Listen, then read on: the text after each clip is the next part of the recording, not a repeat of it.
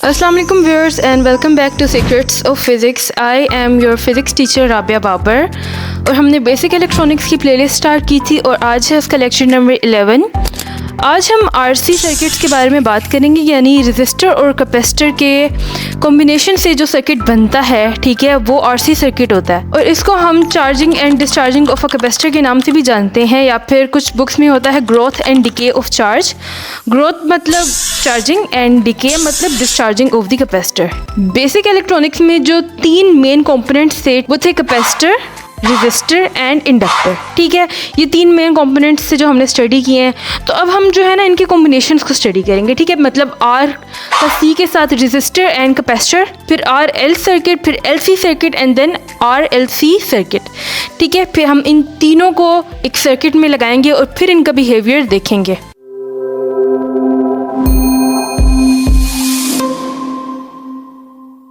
Okay, सो RC circuit मैंने जैसे बताया कि हम इसको charging and discharging of the capacitor के नाम से भी जानते हैं। विद टाइम मतलब टाइम के साथ साथ कैपेसिटर में चार्ज किस तरीके से एक्यूमुलेट हो रहा है और वो चार्ज कैसे कैसे डिके हो रहा है। ओके, तो इसको growth and decay of a charge in capacitor के नाम से भी जानते हैं। सबसे पहले हम बात करेंगे चार्जिंग की। ठीक है, अब इस हमारे लेक्चर के अंदर दो किस्म के पॉइंट्स हैं। ठीक है, एक चार्जिंग के बारे में डिस्कस करना है और दूसरा डिस्चार्जिंग के बारे में।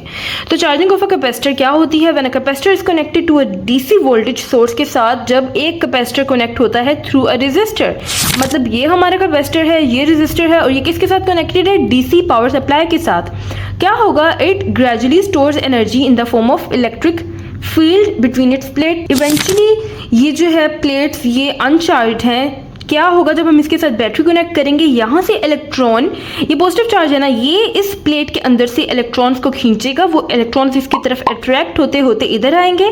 ठीक है, and they will get accumulated on this plate. तो एक प्लेट पॉजिटिवली चार्ज हो जाएगी और एक प्लेट नेगेटिवली चार्ज हो जाएगी। ठीक है, इसकी एक्सप्लेनेशन में देखें, कैपेसिटर इज कनेक्टेड इज आना है यहाँ पे। ठीक है, capacitor is connected with battery and a resistor. Initially the plates are uncharged, जैसा मैंने भी बताया कि इनिशियली ये जो प्लेट्स हैं ये अनचार्ज होंगी। ठीक है, अब हमने यहाँ पर अपनी कंडीशंस देखनी है। ये जो आपको नजर आ रही हैं these are basically boundary conditions के इनिशियल स्टेज पे क्या होगा और फाइनल स्टेज पे क्या होगा। At t is equal to 0 मतलब जब टाइम 0 था, ठीक है, तो चार्ज इस टाइम पे क्या है? 0।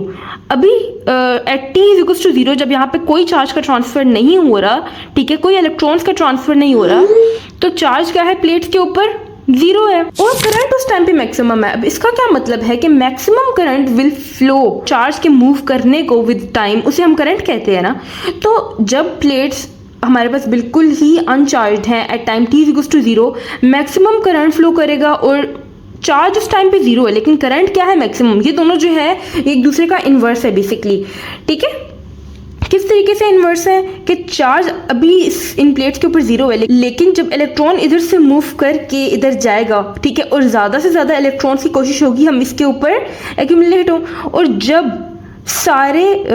इन दोनों का पोटेंशियल, जब इन दोनों के ऊपर चार्जेस सेम हो जाएंगे, जब बैटरी का पोटेंशियल इन प्लेट्स के पोटेंशियल के बराबर हो जाएगा, तब कोई करंट फ्लो करेगा? तब चार्जेस मूव करके आएंगे इधर? नहीं ना, तब तो कैपेसिटर हम कहेंगे कि फुली चार्ज हो गया। उस टाइम पे करंट क्या होगा? 0 होगा। तो आपको समझ आई कि ये जो दोनों हैं ये इन्वर्स हैं एक दूसरे के। अब वही चीज़ हम इंग्लिश में, अंग्रेजी में देख लेते हैं। Battery will pull the electrons from one plate and deposit on to the other plate. ये मैंने आपको समझा दिया कि एक प्लेट से चार्ज इलेक्ट्रॉन्स निकाल के दूसरी प्लेट पर जाएंगे। So the current would be maximum in the start. जो करंट है वो मैक्सिमम होगा स्टार्ट में। ठीक है, capacitor behave like a short circuit initially. Capacitor जो है वो उस टाइम पे शॉर्ट सर्किट के तौर पे काम करेगा और मैक्सिमम करंट को अलाउ करेगा कि वो फ्लो करे। ठीक है, ये हमारी इनिशियल स्टेज की बात हो गई। ठीक है, जो हमारे मेन पॉइंट्स है ना उनको देखिए मैंने इस तरीके से हाईलाइट किया है। कितनी अक्लमंद हूं ना मैं। At t is equal to infinity, अभी दूसरी स्टेज आ गई। आप समझें कि ये सेकंड बाउंड्री कंडीशन है। ठीक है, at t is equal to infinity अब हम ऐसे पॉइंट की बात कर रहे हैं कि जब कैपेसिटर ऑलमोस्ट फुली चार्ज्ड हो गया है at time t is equal to infinity. यहाँ पे हमने कोई वैल्यू क्यों नहीं ली, हमने इन्फिनिटी क्यों ली? क्योंकि हम बहुत ही बड़ी वैल्यू के बारे में बात कर रहे हैं। ठीक है, चार्ज उस टाइम पे क्या होगा? क्यू बेसिकली क्या है? Maximum charge stored on the capacitor. ठीक है, और इससे ज़्यादा चार्ज ये एक्सेप्ट ही नहीं कर सकता। उस टाइम पे आई क्या होगा, ज़ीरो। ये बात मैंने आपको पहले भी बता दी है, ये दोनों एक दूसरे का इन्वर्स है। जब कैपेसिटर फुली चार्ज हो गया तब कोई करंट क्यों फ्लो करेगा, तब तो कैपेसिटर की कैपेसिटी खत्म हो जाएगी चार्ज स्टोर करने की, ठीक है। तो करंट फ्लो नहीं करेगा उस टाइम पे, ठीक है। When the capacitor is almost fully charged, no current would flow through it as the plates have charge Q onto them। ये सब मैंने उर्दू में बता दिया, उर्दू में, हिंदी में, किसी भी ज़ुबान में। The capacitor behave like an open circuit in a steady state, ठीक है। उस टाइम पे कैपेसिटर एक ओपन सर्किट के तौर पे काम करेगा। आप ये समझे कि उस टाइम उसका कनेक्शन ब्रेक हो जाएगा और वो जिस तरह हमारा स्विच नहीं होता ओपन सर्किट उस टाइम पे होता है जब कोई करंट फ्लो नहीं करता और कनेक्शन ब्रेक हो जाता है, ठीक है।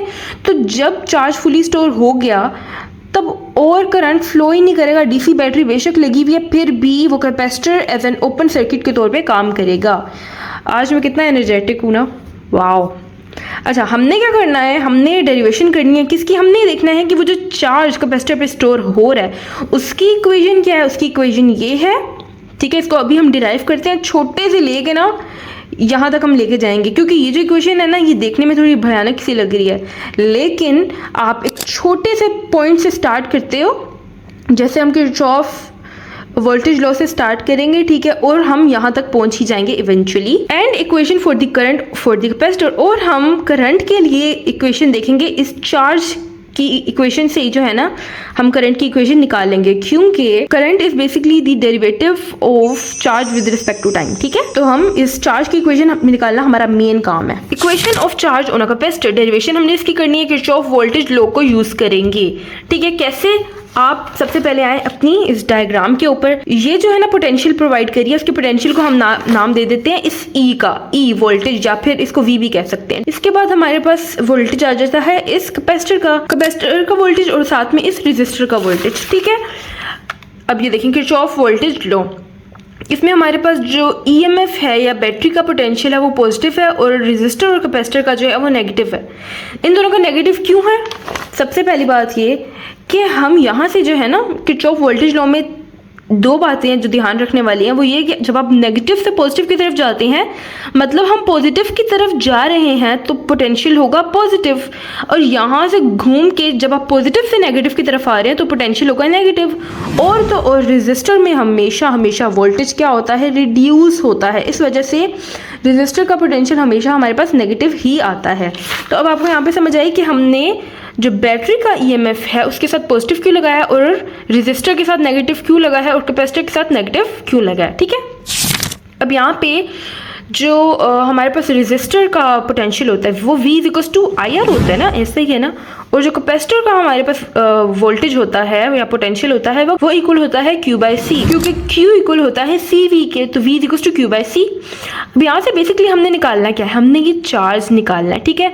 तो इसके अलावा हम बाकी सारी चीज़ों को ले जाएंगे उधर। अच्छा, हमने IR को इधर रहने दिया, Q/C को उधर ले गए, और ये जो E है ना इसको हम -V बना के इधर ले आए, ठीक है। अच्छा, हमारे पास ये इक्वेशन आ गई। अब यहाँ पे I है, इसको हमने dQ/dt से रिप्रेजेंट कर दिया, R को हम उधर ले गए और साथ ही मल्टीप्लाई करवा दिया, ठीक है। तो हमारे पास कुछ इस तरह की इक्वेशन आ गई। अब बेसिकली हमें क्या चाहिए, हमें Q चाहिए, यहाँ से Q चाहिए। जब हम कैल्शियम लेंगे तो ये R V से मल्टीप्लाई होगा, तो ये C V से मल्टीप्लाई हो जाएगा, ये हो जाएगा CV - Q और RC डिवाइडेड बाय RC।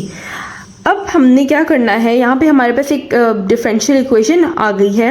हमने जो Q वाली टर्म है ना उसके साथ Q वाली टर्म को करना है। ये बेसिकली Q वाली टर्म है CV - Q, इस टर्म को उठा के हम ले आएंगे इधर और dt को उठा के ले जाएंगे उधर, ठीक है। अब हम यहाँ पे अगर हम इसकी लिमिट्स देखें तो चार्ज की लिमिट है 0 से Q, मतलब टाइम t = 0 पे चार्ज क्या था, 0। किसी भी टाइम t पे चार्ज क्या होना चाहिए, Q चार्ज होना चाहिए, ऐसा ही है। इसका इंटीग्रल ले लेंगे, ठीक है। जब हमारे पास इस तरह की इक्वेशन आती है ना तो हम उसमें लॉग यूज करते हैं, ठीक है। Log CV - Q divided by -1, क्योंकि हम चार्ज के रिस्पेक्ट से ले रहे हैं तो चार्ज के साथ क्या है, माइनस, ठीक है। माइनस का चार्ज, माइनस का साइन है, और इसकी लिमिट लगा देंगे 0 से t। और इसके साथ क्या होगा, ये RC तो कांस्टेंट है, dt का हमारे पास क्या आ जाएगा, इंटीग्रल सिंपल t आ जाएगा, ओके। अच्छा जी, अब जब हमने इसकी हायर या अपर एंड लोअर लिमिट्स लगाई तो फिर हमारे पास ये इस फॉर्म में आ गया, ठीक है। एक बार चार्ज Q था, एक बार 0 था, यहाँ पर भी एक बार t था और एक बार 0 था। 0 वाली टर्म तो हमें कैंसिल ही कर दी, ठीक है, और ये नेगेटिव था ना लॉग नेगेटिव के साथ, तो इसको हम नीचे ले आए। अब यहाँ पे क्या करेंगे, हम एक्सपोनेंशियल यूज़ करेंगे दोनों साइड्स पे। चाहिए क्या हमें, ये क्यू चाहिए, क्यू, ठीक है। हम एक्सपोनेंशियल लगाएंगे दोनों साइड्स पे। यहाँ पर जब एक्सपोनेंशियल लगाया तो वो ई की पावर में आ गया -t/RC, और इसका लॉग और एक्सपोनेंशियल एक दूसरे को कैंसिल करते हैं ना, तो वो कैंसिल हो गया, ठीक है। अब यहाँ पे हमने बेसिकली इन दोनों को डिवाइड कर दिया, क्या, एंड यू कैन सी हम इक्वेशन को इस फॉर्म में ले आए। तो मैंने आपको कहा था कि हम बहुत ही छोटी सी फॉर्म से स्टार्ट करेंगे, मतलब इस इक्वेशन से हमने यूज़ किया और ये सिंपल सी इक्वेशन थी, लेकिन जैसे हमने इसके डेरिवेटिव एंड इंटेग्रल लिए, जब इसकी इंटीग्रेशन की तो हमारे पास एक्सपोनेंशियल की फॉर्म में आंसर आ गया। तो हमारे पास आंसर क्या आया है, हमारे पास आया है q = CV1 - e की पावर -t/RC, ठीक है। अब ये जो CV है ना, हमें पता है कैपेसिटर में जो चार्ज का फॉर्मूला होता है वो होता है q = CV, ठीक है। ये C और V मतलब कैपेसिटेंस और साथ में जो मैक्सिमम वोल्टेज है, तो वो हमें क्या दे देगा, मैक्सिमम चार्ज होना कैपेसिटर दे देगा, ठीक है। तो ये जो फाइनल हमारे पास इक्वेशन बन के आई है, Q(t) = Q1 - e की पावर -t/RC, ठीक है। ये है basically charge on a capacitor, ठीक है, व्हेन इट इज चार्जिंग। अब इस इक्वेशन को देख ले गौर से, हमने क्या करना है, अब बाउंड्री कंडीशंस लगानी है, ठीक है। बाउंड्री कंडीशंस में हमने देखना है कि टाइम 0 पे चार्ज क्या होगा। अब ये चीज़ हमने प्रूफ करनी है जो हमने स्टार्ट में बात की थी बाउंड्री कंडीशंस के बारे में। एट t = 0 चार्ज 0 होना चाहिए। हमने प्रूफ करना है कि क्या ये इक्वेशन इस चीज़ पे फुलफिल कर रही है, क्या ये इक्वेशन ठीक है या नहीं ठीक। टाइम को हम रख देते हैं यहाँ पे 0, E(0) हमें पता है क्या होता है, 1 होता है, तो 1 - 1 0, चार्ज आ गया 0। अब टाइम t = इन्फिनिटी पे, मतलब वो टाइम जब चार्ज मैक्सिमम हो जाएगा कैपेसिटर पे। अब हमने ये चीज़ देखनी है कि हम टाइम को यहाँ पे रख देते हैं इन्फिनिटी, ठीक है। यहाँ पे टाइम को रखा है इन्फिनिटी, -इन्फिनिटी है ना, -इन्फिनिटी वो नीचे चला जाएगा, वो क्या आ जाएगा 1/e की पावर इन्फिनिटी। e की पावर इन्फिनिटी क्या होती है, इन्फिनिटी, 1/∞ क्या होती है, 0। ये चीज़ पूरी 0 हो गई, इस चीज़ को देखें खत्म कर दें तो हमारे पास क्या आ गया, सिर्फ q रह गया ना। मतलब ये कि चार्ज एट टाइम इन्फिनिटी हमारे पास चार्ज q होगा, मतलब मैक्सिमम चार्ज होगा, ठीक है। अभी हम इसके ग्राफ को भी डिस्कस करेंगे, लेकिन सबसे पहले टाइम कांस्टेंट क्या होता है इसको देख लेते हैं। टाइम कांस्टेंट क्या होता है। अच्छा बच्चों, जो हमने ये इक्वेशन निकाली है ना, इसमें हम RC को कह देते हैं कि वो टाइम कांस्टेंट है, because it is a constant. You can see कि ये एक कांस्टेंट वैल्यू है। रेजिस्टेंस किसी भी एक रेजिस्टर के लिए कांस्टेंट होगी और कैपेसिटेंस किसी भी कैपेसिटर के लिए कांस्टेंट वैल्यू होगी। तो ये जो दोनों, इन दोनों का प्रोडक्ट हमें क्या दे देता है, टाइम कांस्टेंट दे देता है, ठीक है। इसको हम एक वैल्यू से रिप्रेजेंट करते हैं टाउ से। Time constant of an RC circuit is the measure of how quickly a capacitor charges or discharges depending upon कि उसमें जो रेजिस्टर लगा हुआ है उसकी रेजिस्टेंस क्या है और उस कैपेसिटर की कैपेसिटेंस क्या है। टाइम कांस्टेंट एक ऐसी चीज़ है RC सर्किट के लिए कि कितना कोई कैपेसिटर जल्दी चार्ज होता है या फिर वो डिस्चार्ज होता है, ठीक है। अब हमने इसको टाइम ही क्यों लिया, हमने इसको टाइम कांस्टेंट ही क्यों, हम इसको सिंपल के कांस्टेंट भी तो कह सकते थे कि मतलब कोई कांस्टेंट के है। हमने इसको टाइम ही क्यों बोला, क्योंकि ये जो E है ना, ठीक है, इसकी पावर में ये चीज़ आ रही है, RC जो है इसकी पावर में आ रही है। अब इसकी जो डायमेंशन होगी या यूनिट होगा टाइम का वो क्या होगा, सेकंड होगा, ठीक है। तो इसका यूनिट भी सेकंड ही होना चाहिए, समझ आई। तभी ये सेकंड से कैंसिल होगा और E की पावर डायमेंशन लेस आएगी, ठीक है। E की पावर में कोई यूनिट वगैरह नहीं होना चाहिए, ठीक है, कोई यूनिट नहीं होना चाहिए। तो इसको इसके बराबर होना पड़ेगा, मतलब इसको भी टाइम होना पड़ेगा, इसकी डायमेंशंस को टाइम की डायमेंशंस के बराबर होना पड़ेगा, समझ आई। इस वजह से ये क्या चीज़ मेजर करता है कि कितना कोई कैपेसिटर जल्दी चार्ज हो रहा है या फिर डिस्चार्ज हो रहा है। और अब हम क्या करेंगे, अब हम एक चीज़ देखेंगे कि जब हमने RC को टाउ के इक्वल रखा, ठीक है, तो हमारे पास ये इस तरह की इक्वेशन आ गई। अब हम ये देखेंगे कि टाइम टाउ पे क्या होता है, ये जो टाइम कॉन्स्टेंट है टाउ, इस पर क्या होगा हमारे पास, ठीक है। इस पर ये होगा, अगर हम टाइम को इसके बराबर कर दें तो क्या होगा, -1 आ गया। -1 का मतलब 1/e, E की वैल्यू होती है 2.718, 1 डिवाइडेड बाई 2.718 आ जाएगा 0.37। 1 में से माइनस करेंगे 0.37 तो आ जाएगा 0.63। मतलब ये कि टाइम टाउ पर हमारे पास जो चार्ज की कोई भी जो वैल्यू आएगी, ठीक है, वो 0.63 टाइम्स ऑफ Q आएगी। हाँ, नहीं समझ आई। Thus the time constant of RC circuit is the time during which the charge on a capacitor becomes 0.3 or of the maximum charge, 0.3 of the maximum charge, या फिर हम कह सकते हैं 63% मैक्सिमम चार्ज की जो वैल्यू होगी वो हमारे पास चार्ज की वैल्यू आएगी। ठीक है, इसको हम 2 टाउ से करके देखते हैं, 3 टाउ से करके देखते हैं। ठीक है, फिर आपको ज़्यादा समझ आएगी।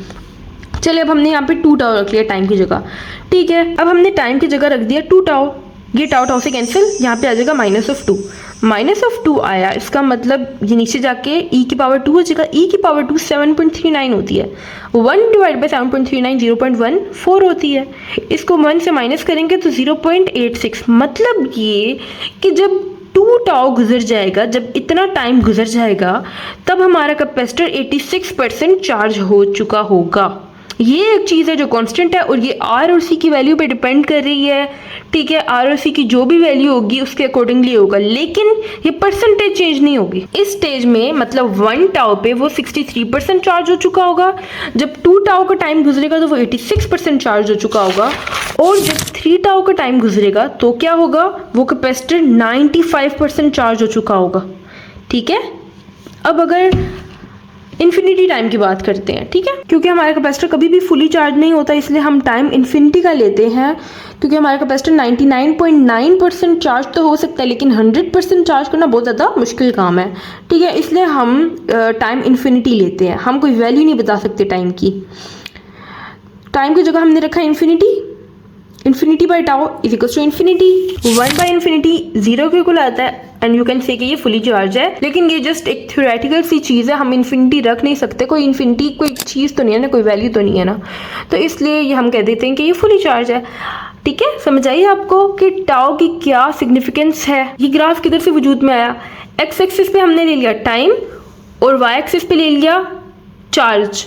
ठीक है, क्यों लिया, क्योंकि ये जो इक्वेशन है ना, ये जो इक्वेशन हमें बता रही है Q of T equals to Q1 minus E की power minus T by tau. ठीक है, वो ये बता रही है कि चार्ज है ना वो डिपेंडेंट है किस पे, टी पे। तो टी हमने रखा इंडिपेंडेंट एक्सिस पे, और चार्ज क्योंकि डिपेंडेंट है उसको हमने रखा इस पे, वाई एक्सिस पे। And this is the maximum charge Q के इस तक रीच करना हमारा मकसद है। ठीक है, अब ये ग्राफ इस फॉर्म में ही क्यों आया, हाँ ये भी तो सोचने की बात है ना। वो इस वजह से क्योंकि हमारे पास जो फंक्शन आ रहा है या जो इक्वेशन आ रही है वो 1 माइनस ई की पावर माइनस एक्स आ रही है। यहाँ पे देखें 1 माइनस ई की पावर माइनस ऑफ, इस पूरे को आप एक्स ले लें। ठीक है, तो इस फॉर्म में जो हमारे पास इस तरह की इक्वेशन आती है उसका ग्राफ ऐसा होता है, एक्सपोनेंशियल राइज वाला ग्राफ होता है। ठीक है, अब हमने कह दिया कि टाइम टाउ पर हमारी जो चार्ज की वैल्यू थी आहिस्ता आहिस्ता एक्सपोनेंशियली हमारा जो चार्ज है वो राइज कर रहा है। ठीक है, कैपेसिटर के अंदर, और टाइम टाउ पे वो 0.63 हो जाता है ऑफ दी चार्ज। ओहो, यहाँ पे क्यू कैपिटल क्यू लिखना था। ठीक है, कैपिटल क्यू लिखना है। 63% ऑफ द मैक्सिमम चार्ज हो जाता है। फिर 2 टाउ पे वो हो जाएगा 86% ऑफ द मैक्सिमम चार्ज। फिर 3 टाउ पे हो जाता है 95% of the maximum charge. At time infinity पर बेसिकली वो उसके बराबर बराबर हो जाता है। लेकिन हमें तो नहीं पता इन्फिनिटी इधर है या इधर है या इधर है या इधर है, इससे भी बाहर है या इस रजिस्टर से भी बाहर है। ठीक है, तो वो कभी भी इसको टच नहीं करेगा। ठीक है, आपने ग्राफ बनाते हुए ध्यान रखना कि इसको कभी भी ये टच ना करे, ये इसके पैरेलल चलता रहेगा, क्योंकि हम मैक्सिमम चार्ज तक पहुंच ही नहीं सकते। मैंने आपको बताया था ये जो कॉन्सेप्ट है ये फुली चार्ज वाला है। ये फुली चार्ज वाला जो कॉन्सेप्ट है ये थ्योरेटिकल कॉन्सेप्ट है, it's not practical thing. Capacitor कभी भी फुली चार्ज नहीं हो सकता, कुछ परसेंट पॉइंट्स में वो चीज़ रह जाती है। ठीक है, अब आपको एक ग्राफ समझ आ गया। हाईलाइट टॉपिक ख़त्म ही नहीं हो रहा, बहुत लंबा टॉपिक है ये। ठीक है, यहाँ से बस ये इतना ही है। हाँ, और अभी हमने सिर्फ चार्जिंग की बात की है, ये सारा कॉन्सेप्ट जो है वो चार्जिंग का है। अब हमने इक्वेशन ऑफ करंट फाइंड करनी है कैपेसिटर के लिए। मैंने आपको बताया था कि हम किस तरह की इक्वेशन निकालेंगे। हम 2 इक्वेशंस निकालेंगे, एक चार्ज के लिए और दूसरा करंट के लिए। ठीक है, तो अब हम करंट की इक्वेशन निकालेंगे। Equation of current for a capacitor क्या होती है, बेसिकली हमने क्या करना है, जो इक्वेशन निकाली थी चार्ज के लिए उसी को डिफरेंशिएट कर देंगे विद रिस्पेक्ट टू टाइम। ठीक है, क्योंकि करंट किसके इक्वल होता है, dq बाय dt। ठीक है, dq बाय dt के इक्वल होता है। तो ये जो चार्ज है इसको हमने डिफरेंशिएट करना है ये जो q है ये इस 1 के साथ भी है और ये इस वाली टर्म के साथ भी है, ठीक है। d1/dt मतलब कांस्टेंट का डेरिवेटिव 0 आ गया, इसलिए मैंने इसको डायरेक्ट 0 लिख लिया। अब यहाँ पे q बाहर आ जाएगा क्योंकि ये कांस्टेंट टर्म है, और d/dt आ जाएगा और साथ में ये वाला एक्सप्रेशन आ जाएगा। ये वाली पूरी टर्म तो हो जाएगी 0 q। अब ये देखें d/dt इसका हमने लेना है ना डिफरेंशियल। सबसे पहले तो ये जो -1/RC वाली टर्म है वो बाहर आएगी इसकी पावर में, और ये वाली टर्म एज इट इज आ जाएगी, ठीक है, क्योंकि एक्सपोनेंशियल में इस तरीके से डिफरेंशियल लेते हैं या डेरिवेटिव लेते हैं। अब हमने क्या करना है, i = q/RC और e⁻t/RC। q यहाँ पे किसके इक्वल है, CV के, ठीक है। q किसके इक्वल है, क्योंकि हम कैपेसिटर की बात कर रहे हैं तो जो मैक्सिमम चार्ज था मैंने आपको बताया था वो CV के इक्वल है, नहीं याद, ठीक है। CV हमने Q के बराबर लिया था ना, maximum charge of the capacitor, तो CV को हम Q लिख सकते हैं, Q को CV लिख सकते हैं। इसी तरीके से यहाँ पे हमने Q को दोबारा CV की फॉर्म में लिख लिया, CC से कैंसिल होगा, V/R एंड e⁻t/RC। V/R क्या है, V/R voltage over resistance, current है। क्या है ये, करंट है, मैक्सिमम करंट है, ठीक है, e⁻t/RC। तो हमारे पास ये करंट का एक्सप्रेशन आ गया, I of t = I0 e⁻t/RC। अब इस RC को हम टाउ लिख सकते हैं, लिख सकते हैं, पहले भी लिखा था ना तो अब भी लिख सकते हैं। यहाँ पे हमने बाउंड्री कंडीशन चेक करनी है, लेकिन करंट के केस में, ठीक है, BC is the boundary condition. Initially क्या होगा, हमारे पास जो मैक्सिमम करंट फ्लो करेगा, चार्ज के केस में क्या था, चार्ज 0 रहेगा, ठीक है, ऐसा ही है ना। तो इनिशियली क्या होगा, हमारे पास करंट मैक्सिमम रहेगा। कैसे, I of 0 रखें, t की जगह आप 0 रखें, यहाँ पे t की जगह 0। जब हम यहाँ पे t की जगह 0 रखेंगे तो ये 1/0, ये मतलब ये वाली पूरी टर्म जो है वो 1 हो जाएगी, ठीक है। तो मैक्सिमम करंट आ गया, I0 is the maximum current, and t = infinity पे मतलब इनफाइनाइट टाइम पे जब फुली चार्ज हो गया तब करंट 0 हो जाएगा। जब वो फुली चार्ज हो गया तो किसी चार्ज ने क्या फ्लो करना है, और जब चार्ज ही फ्लो नहीं करेगा तो करंट किधर से पैदा होगा, ऐसा ही है ना। तो I at t = infinity, approaches नहीं आना चाहिए यहाँ पे, इक्वल टू इन्फिनिटी आना चाहिए, क्योंकि हमने यहाँ पे इक्वल टू ही रख दिया, मतलब वही वैल्यू रख दी। तो e⁻∞ जो है वो ये इन्फिनिटी ही हो जाएगा और वो नीचे जाएगा इस माइनस की वजह से, तो I0/∞ = 0। तो हमने इसको मैथमेटिकली भी ये चीज़ प्रूफ कर दी कि चार्ज का और करंट का क्या रिलेशन रहेगा। अब क्योंकि हमने इस RC को टाउ की इक्वल कंसीडर किया है, तो हम ये जो हमारे पास टाउ है, टाइम कांस्टेंट है, इसकी एक और डेफिनेशन जो है वो लेके आए हैं। जो टाइम कांस्टेंट है for an RC circuit in terms of current, मतलब करंट की टर्म्स में भी इसकी एक वैल्यू होती है, ठीक है। सिर्फ चार्ज की तौर पे आप उसको रिप्रेजेंट नहीं कर सकते, उसको डिफाइन नहीं कर सकते, आप इसको करंट की फॉर्म में भी डिफाइन कर सकते हैं। It is the time in an RC circuit during which the current reduces to 0.37 of its maximum value. Charge जो है वो बढ़ रहा था 63%, चार्ज जो है वो 0.36 बढ़ रहा था, ठीक है, ऑफ इट्स ओरिजिनल वैल्यू या मैक्सिमम वैल्यू, और करंट रिड्यूस होता है। मैंने आपको बताया था करंट और चार्ज दोनों एक दूसरे के इन्वर्स हैं। अब आप ज़रा इनके एक्सप्रेशन की तरफ देखें, तो इसका एक्सप्रेशन क्या है, e⁻⁻x वाला एक्सप्रेशन है, और उसका क्या था 1 - e⁻⁻x वाला, ठीक है। तो यहाँ पे इनके ग्राफ भी डिफरेंट बन रहे हैं। ग्राफ और e⁻⁻x के लिए इस तरह का ग्राफ होता है, मतलब करंट क्या हो रहा है, रिड्यूस हो रहा है, ठीक है, चार्ज क्या हो रहा था, इंक्रीज हो रहा था, समझ आई। अगर हमने यहाँ पे टाइम कांस्टेंट लिया हुआ है, यहाँ पे टाइम लिया हुआ है, और यहाँ पे y एक्सिस पे हमने करंट को कंसिडर किया हुआ है, तो क्या होगा। अब हम देखते हैं कि इस केस में अगर हम टाइम को टाउ की इक्वल रखें तो क्या होता है, एट वन टाइम कांस्टेंट, ठीक है, ये एक दूसरे से कैंसिल हो जाएंगे, e⁻⁻1 और ये आ जाएगा 1/e। 1/e किसके इक्वल होता है, 1/e इक्वल होता है 0.37 के, ठीक है। तो यानी 37% चार्ज 37% करंट जो है वो रिड्यूस हो जाएगा पहले टाइम कांस्टेंट में, ठीक है। अब सेकंड टाइम कांस्टेंट में क्या होगा, सेकंड टाइम कांस्टेंट में क्या होगा, 1/e⁻2 आ जाएगा, वो होता है 7.39 के इक्वल होता है। उसको डिवाइड करेंगे I0 से तो 0.14, मतलब पहले 37% रिड्यूस हुआ, फिर रिड्यूस होते होते 14% रिड्यूस हो गया। अब 3 टाउ पे क्या होगा, -3 आ गया, 1/e⁻3, e⁻3 20.1 होता है, ठीक है, 20.1 होता है, और जब इसको डिवाइड करें I0 से तो 0.05, मतलब 0.5% रह जाएगा सिर्फ करंट फ्लो करने वाला, ठीक है। तो एट टाइम टाओ हमारे पास कितना चार्ज रिड्यूस होके आया था, 0.37, मतलब 37%। फिर यहाँ पर कहीं 2 टाओ ले लेते हैं, उसमें 14% रह जाएगा। फिर 3 टाओ में हमारे पास 0.5% रह जाएगा, ठीक है। इस तरीके से ये रिड्यूस होता रहेगा। हमने टाइम एट इन्फिनिटी पे भी तो देखना है ना।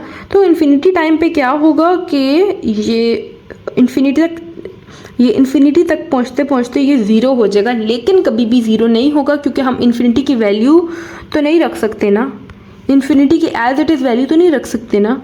तो इस वजह से ये कभी भी 0 पॉइंट को मैच नहीं करेगा, इस पॉइंट पे इसको टच नहीं करेगा कभी भी, ठीक है।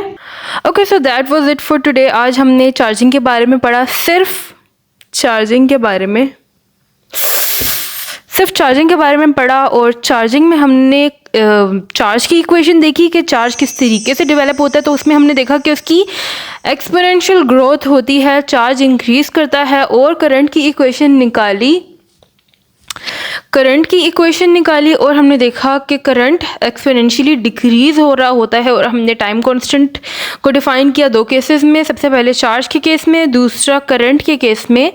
यानी चार्ज 63% बढ़ता है, ठीक है, एट 1 टाइम कांस्टेंट, और करंट 37% डिक्रीज होता है एट 1 टाइम कांस्टेंट। और इन दोनों का अगर हम सम करें तो बेसिकली वो 100 के इक्वल ही आएगा। टोटल की बात करें तो चार्ज 63% बढ़ा और उस टाइम पे करंट 63% क्या हो गया, रिड्यूस हो गया, ठीक है। आज हमने ये पढ़ा। कल हमने क्या करना है, हमने नेक्स्ट वीडियो में ये चीज़ देखनी है कि डिस्चार्जिंग का केस क्या होता है, ठीक है। पहले हमने चार्जिंग का केस पढ़ा, दूसरा हमने डिस्चार्जिंग का केस पढ़ना है। उसके बाद इनका सरसरी सा एक डिफरेंस करना है कि चार्जिंग और डिस्चार्जिंग इन दोनों में क्या डिफरेंस है, ठीक है। मतलब एक समरी टाइप करनी है। तो जितना मैंने सोचा था अपनी तरफ से, मैं बहुत जो है ना जल्दी मैंने किया है, बट फिर भी मेरा ख्याल है आधा घंटा जो है वो आधे घंटे की बनेगी ये वीडियो, क्या कर सकते हैं। मैंने तो ज़्यादा बातें भी नहीं की फिजूल। खैर, that was it. I hope you like the video. Give it a big thumbs up if you like the video and subscribe to our channel if you new. Okay, thank you, अल्लाह हाफिज़।